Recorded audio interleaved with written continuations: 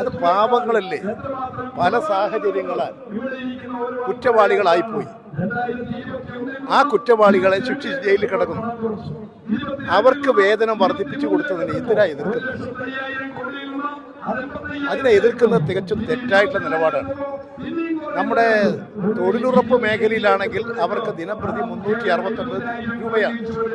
അത് വർദ്ധിപ്പിക്കാത്തത് കേന്ദ്ര ഗവൺമെന്റാണ്. നിങ്ങളത് കേന്ദ്ര ഗവൺമെന്റിനോടല്ലേ പറയേണ്ടത്? ഇത് വർദ്ധിപ്പിക്കണം.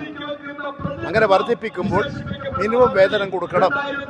ആ മിനിമം വേതനം കൊടുക്കേണ്ടത് കേന്ദ്ര ആവിഷ്കൃത പദ്ധതിയാണ്, കേന്ദ്ര ഗവൺമെന്റാണ്.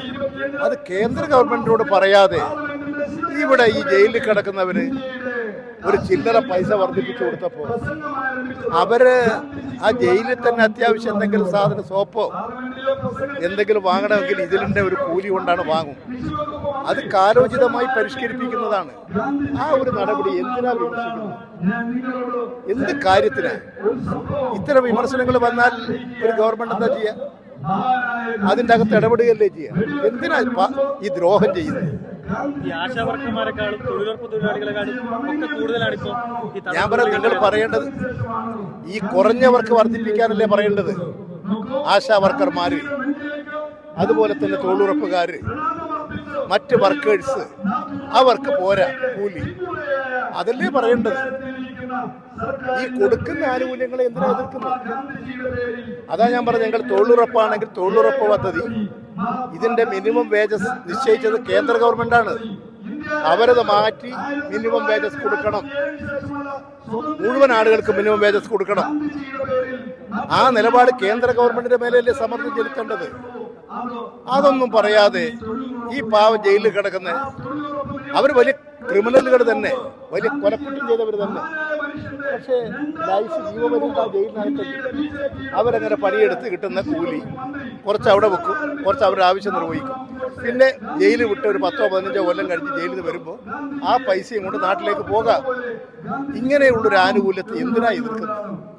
ഈ കഴിഞ്ഞ ദിവസം അമിത്ഷാ തിരുവനന്തപുരത്ത് വന്നിട്ട് BJPക്ക് കേരളത്തിൽ അടുത്തൊരു മുഖ്യമന്ത്രി ഉണ്ടാകും എന്നൊരു പ്രസ്താവന. അദ്ദേഹം വന്നത് ആരും അറിഞ്ഞില്ലല്ലോ. ഈ നിങ്ങൾ മാധ്യമക്കാർ തന്നെ കണ്ടോ? കണ്ടില്ലെന്നാണ് എനിക്ക് തോന്നുന്നത്. അന്ന് അവിടെയെല്ലാം വേറെ പ്രളയമാണ്, വാർത്താ പ്രളയം. അതുകൊണ്ട് ഇതൊന്നും ഉണ്ടായില്ല. അമിത്ഷാ വന്നതും പോയതും മനുഷ്യനറിയില്ല. അതല്ല അവരോട് ചോദിക്കേണ്ട കാര്യം, കൊല്ലത്ത് ചോദിക്കേണ്ട കാര്യം. ബീഹാറിൽ നിന്ന് 6 MLA ആകെ ഉണ്ടായിരുന്ന കോൺഗ്രസ് MLA-മാര് BJPയിലേക്ക് പോയിരിക്കുകയാണ്. അതെ, കോൺഗ്രസ് പരിശോധിക്കേണ്ട ഒരു കാര്യം അതാണ്. കോൺഗ്രസ് സ്വീകരിക്കുന്ന നിലപാട് അവരുടെ തകർച്ച ഉണ്ടാക്കുകയാണ്. ഇതവർ ഇവിടെ മാത്രമല്ല, ഞാൻ നേരത്തെ തന്നെ പറഞ്ഞതാണ്, ഡൽഹിയിൽ BJP ഭരിക്കുന്നത് കോൺഗ്രസിനെ കൊണ്ടാണ്. ഇപ്പൊ ബീഹാറിൽ അവരെല്ലാ സീറ്റും ചോദിച്ചു വാങ്ങി. എല്ലാ പാർട്ടികളെയും യോജിപ്പിച്ച് നിർത്തി സീറ്റ് കൊടുക്കേണ്ട കോൺഗ്രസ് ബീഹാർ നിയമസഭാ തെരഞ്ഞെടുപ്പിൽ മറ്റ് പാർട്ടികളെയൊന്നും പരിഗണിച്ചില്ല. എല്ലാവരെയും അകറ്റി. കോൺഗ്രസ് പറഞ്ഞു ഞങ്ങൾ തിരിച്ചു വരികയാണ്. കോൺഗ്രസ് മത്സരിച്ചു, ദയനീയ പരാജയമല്ലേ. ആകെ കിട്ടിയത് 6 സീറ്റ്. ആ 6 സീറ്റിൽ MLA-മാർ വിട്ടുപോകല്ലേ. അപ്പൊ കോൺഗ്രസിന്റെ ഈ ദയനീയമായ തകർച്ച എന്തുകൊണ്ടാണ് എന്ന് പരിശോധിച്ച് കോൺഗ്രസ് പാർട്ടി തിരുത്തണം. കോൺഗ്രസിന്റെ നയമാണ് പ്രശ്നം.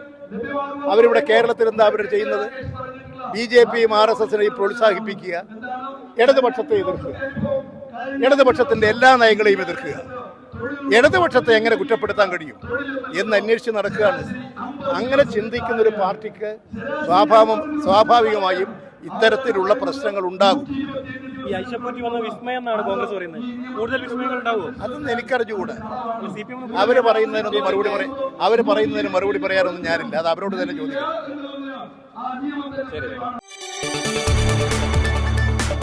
കൂടുതൽ വാർത്തകൾക്ക് News 18 Keralam YouTube channel subscribe ചെയ്യുക.